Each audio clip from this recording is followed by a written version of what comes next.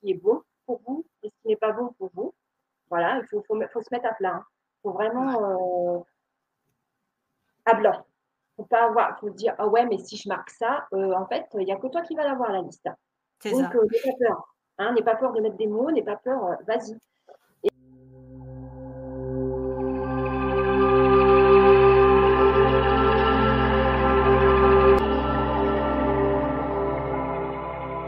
Bonjour à tous et à toutes. Donc, je vous retrouve pour un deuxième épisode. Donc, aujourd'hui, je vais interviewer une collègue à moi, Angélique,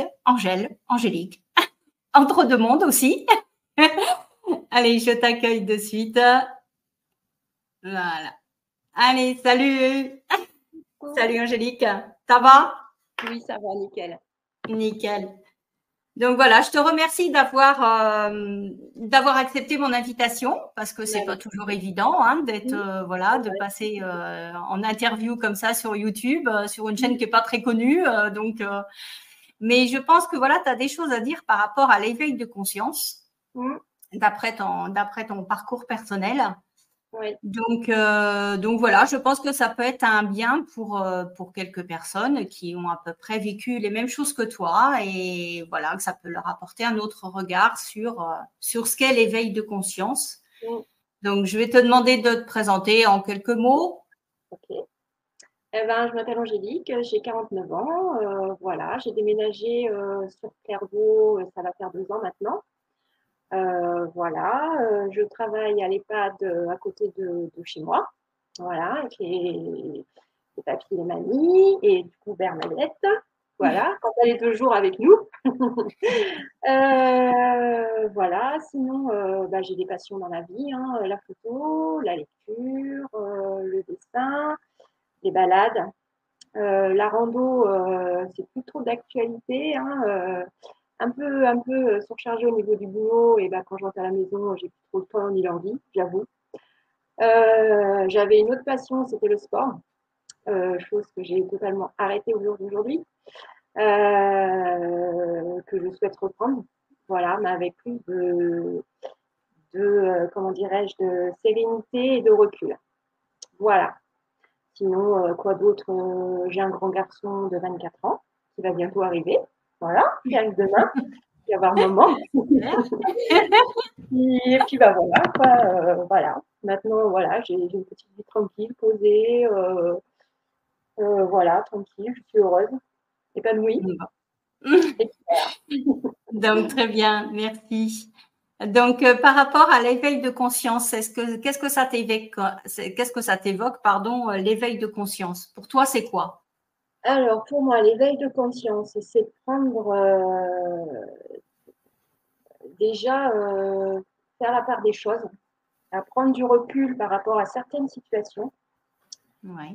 les vivre avec moins d'impulsion, parce que j'étais quelqu'un de très impulsif, avec plus plus de recul, plus de sérénité.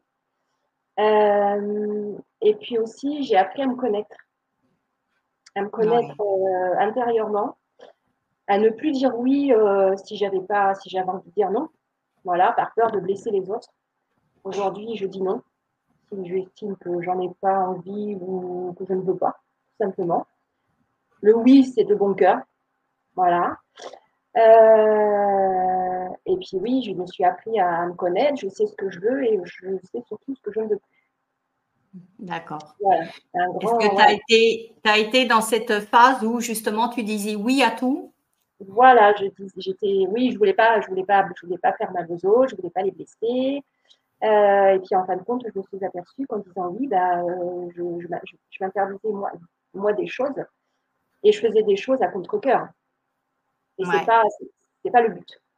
Voilà. C'est pas le but, ouais. Tu te C'est pas le sentais but. frustrée, angoissée? Voilà. Et puis je faisais les choses, mais pas avec le cœur. Donc je voyais pas l'intérêt en fait.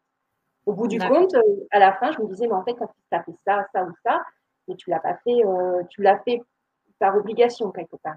Et Ouais. c'était pas forcément dans ma philosophie. Je le disais aux D'accord. autres, mais je ne l'appliquais pas pour moi. D'accord. Pour le Et cœur. qu'est-ce qui t'a fait switcher de justement de dire aux autres, mais de l'appliquer pour toi? Alors, qu'est-ce qui m'a fait switcher et ben, que la vie m'a mis des points de gifle. Et puis en fait, je m'apercevais que j'étais pas heureuse et j'étais pas complètement, comment dirais-je, je dirais pas épanouie, mais j'avais l'impression qu'il me manquait quelque chose. Voilà. Quoi, je ne savais pas. Et puis, qu'est-ce qui m'a fait switcher une remise en question, une grosse remise en question. D'accord. Sur ta vie perso, ta vie pro, les deux mélangés ou tu Les avais deux, juste les les deux? deux, les deux, les deux. Il s'est passé un peu des choses dans ma vie, que ce soit professionnelle ou privée.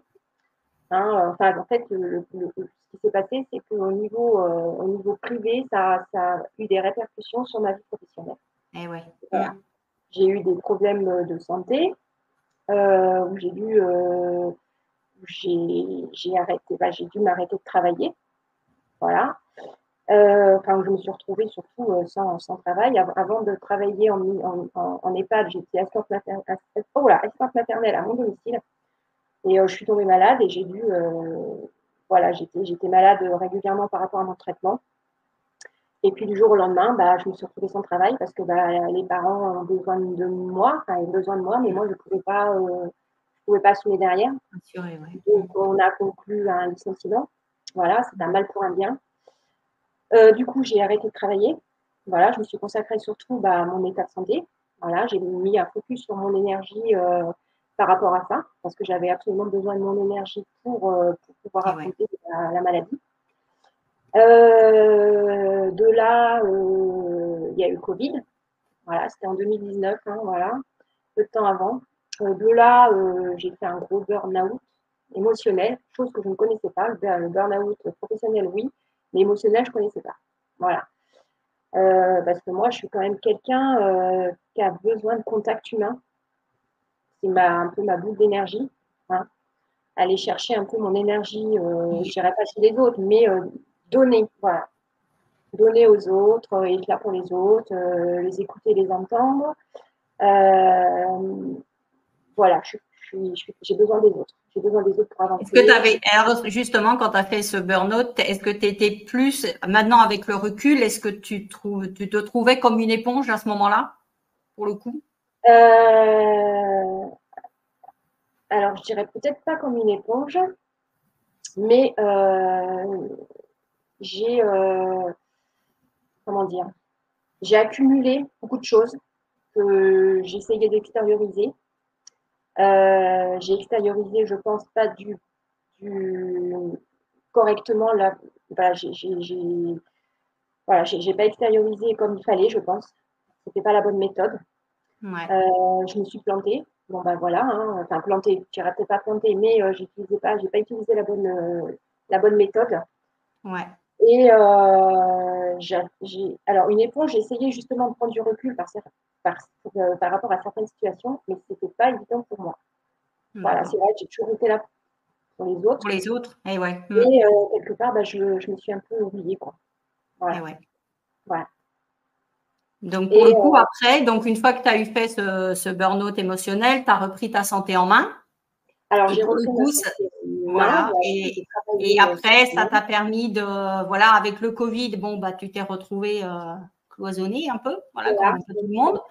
voilà, Et pour voilà. le coup, ça t'a permis de prendre du recul. Tu as pu, par quel biais tu as pu prendre du recul? Donc, tu as pris ta santé en main, mais après, est-ce que tu es allé chercher d'autres, des méthodes, des Alors, thérapies, des choses comme ça? Qu'est-ce que tu as fait pour arriver à remonter tout ça? j'ai eu une amie des amis qui ont été très présents quand ça s'est passé, ça.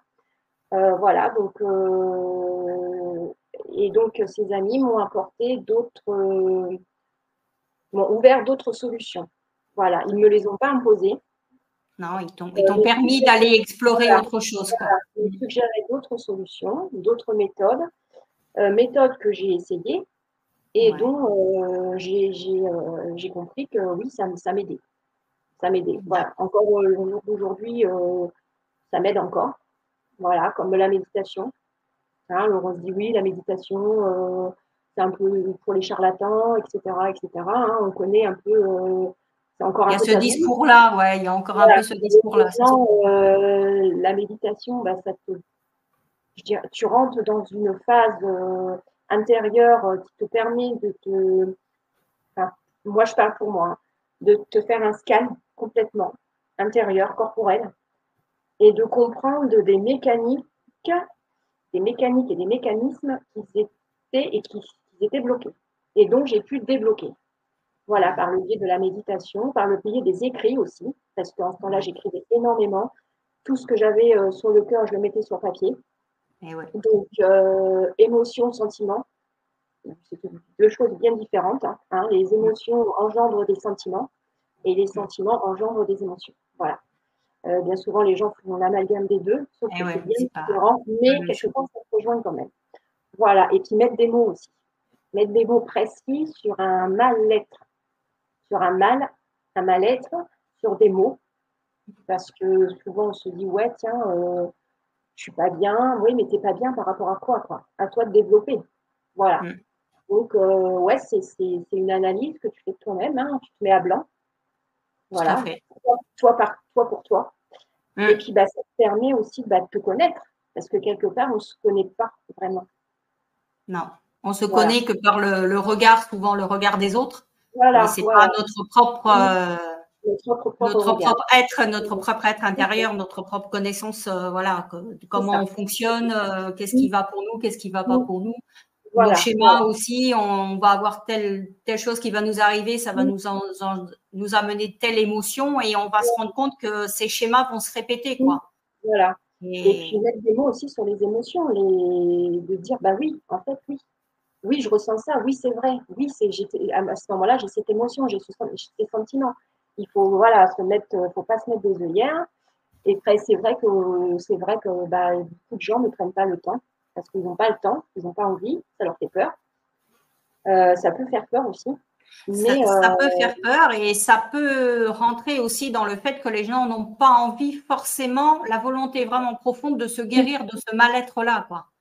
Voilà, ils se complaisent, entre guillemets, dans leur mal-être. Dans leur mal-être.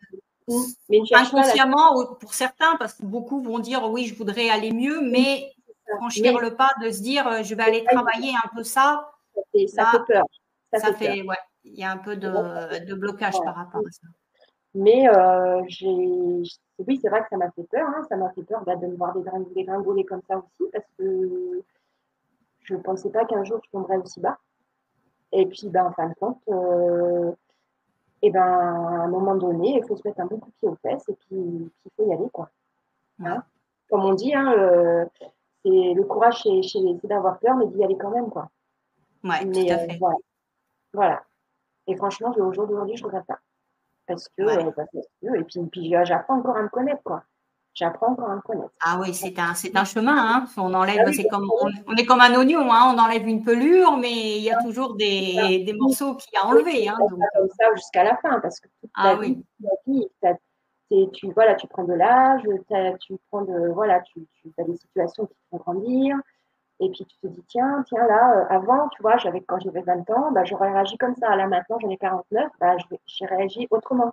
Parce que tu as l'âge, tu as l'expérience aussi, et puis comme je dis, tu n'as plus envie aussi. Voilà, tu prends du recul. J'ai appris à prendre du recul. Voilà. Tu prends de la hauteur on prend de la hauteur sur ce qu'on vit, quoi, de tous les jours. Hein. C'est pas facile, donc, c'est sûr que... mais il le faut parce que sinon, tu tombes, tu n'arrives pas à déconnecter, quoi. Ouais. Alors, pour toi, l'éveil de conscience, là, maintenant, est-ce que c'est une addiction ou une aversion? Non, je dirais pas une addiction. Et une aversion? Non plus? Alors, qu'est-ce que l'aversion? Est-ce que tu es, d'après ce que j'entends et ce que je sais de toi, c'est que tu as trouvé cet équilibre entre l'addiction et l'aversion? Parce que c'est l'idéal, parce que tu fais encore des méditations, tu fais, voilà, tu te connais, tu apprends à te connaître et tu as la conscience que de toute façon, on n'arrive jamais au bout pour se connaître. Voilà, et ça, c'est l'état de veille de conscience, voilà. Donc, toi, tu as trouvé l'équilibre d'une addiction et d'une aversion. Tu n'as pas été dans l'addiction, je pense pas. Et dans l'aversion non plus. Peut-être que l'addiction, au début, que tu as réalisé ton burn-out, que tu as repris, peut-être que là, tu étais un peu trop haut. Alors, j'ai frôlé. Alors, en fait, du fait que tu m'avais proposé donc, cette interview, je me suis replongée un peu dans mon passé. Hein. Alors, et je dirais, alors, avant, oui, je disais addiction. Au jour d'aujourd'hui, je ne dirais pas addiction. Je dirais que je me suis infligé certaines choses pour pouvoir, je pensais, pour voir justement par rapport à ça, à pouvoir extérioriser. Sauf que je suis tombée dans un mécanisme et, plus, donc voilà, le processus c'était le sport. Hein. Voilà, je m'infligeais des séances, plusieurs séances, hein, plusieurs séances de cours collectifs, de coaching, plateau muscu, et puis je rentrais dans une bulle où je faisais abstraction de tout ce qu'il y avait autour. Et fallait y aller, il fallait envoyer du lourd, il fallait que je transpire, il fallait que je me fasse mal, physiquement et psychologiquement, en pensant pouvoir extérioriser tout le mal-être que j'avais à l'intérieur. Donc, au début, je prenais du plaisir.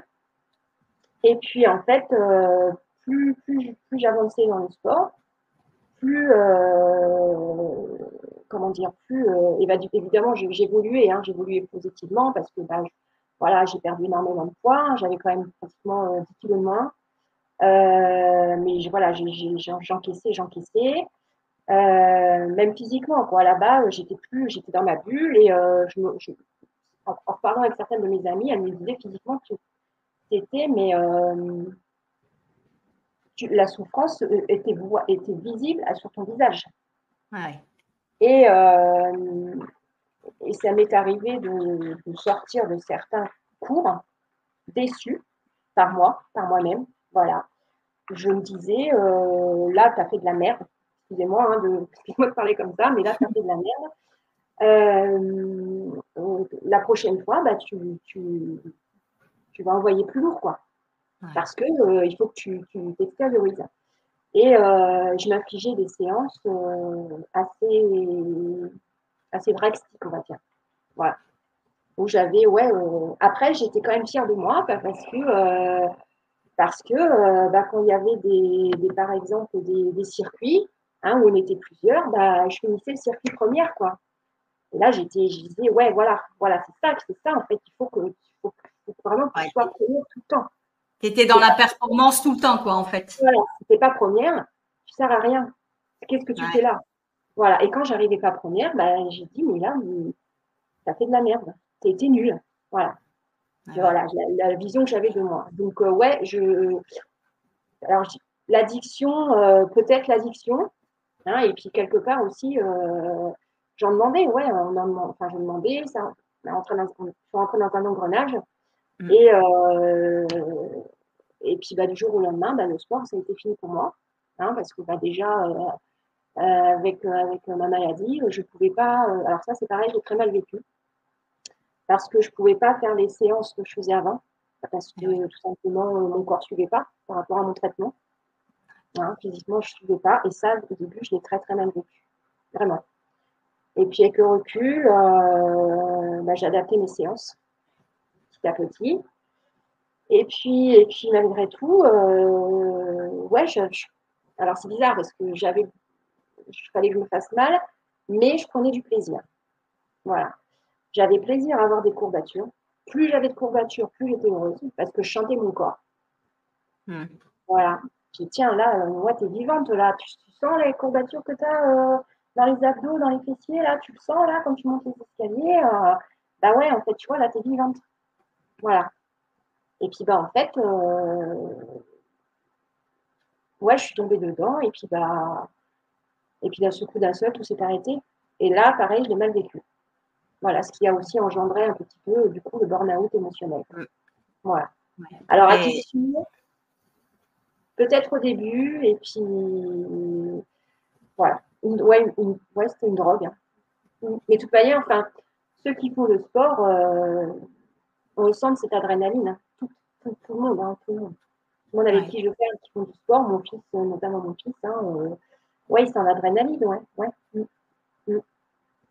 Mais il faut savoir après, justement, toi, tu t'es arrêté. Il a fallu que tu t'arrêtes. Enfin, ça t'a arrêté Ouais, net, quoi, pour le coup. ouais, ouais, Il a pour le fallu que tu coup. Ouais. réapprennes à ressentir ton Oui, corps autre que par la douleur, en fait. oui, c'est ça. Trouver une, voilà.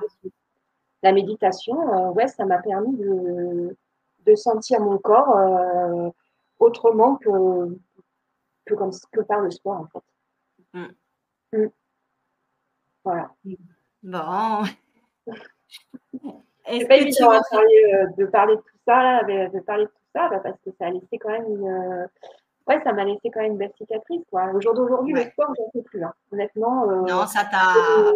Mm. j'ai mon matos là-bas, hein, voilà, mes terrils sont accrochés, mais tout est visible, hein, mais il faut que j'ai ce petit déclic.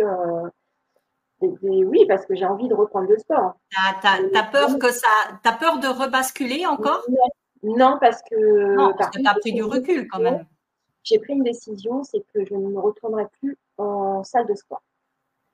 Parce que les salles de sport, mine de rien, bah, tu es en compétition en fait. Alors que seul chez toi, tu es en compétition qu'avec toi-même. À la rigueur, avec ton conjoint ou ta conjointe, hein, parce que tu peux quand même faire mieux que lui ou elle, évidemment. Mm. C'est un petit peu la fierté, mais tu n'es pas en compétition avec 15 personnes, 15 ou 20 personnes. Et te dire, ouais, tiens, ça qui est devant, là, dans 15 jours, c'est moi qui sera devant. Parce que je veux tout déchirer. Et pour l'instant, tu es derrière ma poulette. Donc voilà. Ouais, tu as encore cette peur-là qui est derrière pour dire, bon, si je me retrouve en groupe, je vais aller en compétition. Ah, Tu mais peux aller en salle de sport sans aller faire de la compétition, ouais. je le sais. Et le but aujourd'hui, c'est pas de refaire de la compétition, Ben non. c'est de me faire du bien. Ouais. Voilà. De me retrouver, voilà, me faire du bien, me faire une petite séance tranquille, voilà, tranquillou, 20 minutes, 30 minutes grand max, et plus des après-midi entiers Ah ouais. ou des matinées entières, voilà quoi, parce que ouais, j'enchaînais cours sur cours, coaching, séance perso, voilà. Étant donné que je travaillais pas, enfin plus, Mm. voilà, c'est Tu voilà. avais mis ce temps libre au lieu de faire des pauses d'écriture, des pauses de lecture, tu faisais tes pauses de sport en fait, hein. Voilà, c'est ça. Ouais, Tu étais j'avais, ouais. dans, ouais, ouais, complètement là-dedans, ouais. Oui, oui, oui, oui, oui, oui, j'étais, il n'y a que ça il y a un temps, Ouais, il y avait plus que ça qui comptait, hein. C'était ah aller ouais. faire ma séance, voilà, me lever le matin, me préparer et aller à la salle. Voilà. Est-ce que par l'éveil de conscience, bon là, tu as pris conscience de ça et tu le dis très bien que tu veux plus faire de compétition parce que tu as encore cette peur quelque part, hein, de dire Mm, si je vais là, je risque de rebasculer, mais tu as quand même des outils maintenant, mm. je pense, pour ne plus De dire basculer. non, de dire bah non. Voilà, ouais. Voilà, tout simplement, bah non, en fait, c'est non. Mm, Voilà. Tiens, je me refais aller petit 50 squats là. Bah non, en fait. Tu viens d'en faire 30, c'est déjà pas mal, quoi. mm. Ouais, hein, tu vas pas, Moi, voilà. déjà, il faudrait que j'arrive à en faire un ou deux. Déjà, ça serait pas mal aussi. Bon, après, honnêtement, Moi, avec je le suis travail plutôt qu'on dans le fait, contraire, tu vois.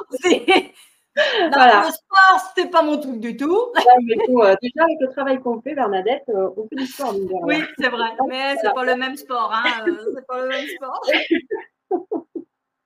Voilà. Bon, bah, écoute, très bien. Est-ce que donc là, tu as trouvé un équilibre pour toi, là, maintenant, ça y Oui, est, mm, c'est c'est nickel. ça. Bah, Est-ce que tu aurais des conseils à ceux qui voudraient éveiller leur conscience, qui sont dans plus ou moins, ou qui sentent qu'ils ont un burn-out qui va arriver, ou qui savent pas comment faire. Ils entendent parler d'éveil de conscience par tout le ouais. monde, mais ils savent pas comment faire. Est-ce que tu aurais des Alors, idées, ouais. Alors, ouais, c'est ce que je conseille à certaines, hein. Faites une liste. Une liste ce qui est bon pour vous et ce qui n'est pas bon pour vous. Voilà, faut se mettre à plat, hein. Il faut vraiment à blanc. Faut se dire, ah ouais, mais si je marque ça, en fait, il n'y a que toi qui vas l'avoir la liste. c'est Donc, ça. n'aie pas peur. Hein, n'aie pas peur de mettre des mots, n'aie pas peur, vas-y. Et puis de dire, bah non, j'ai pas envie là.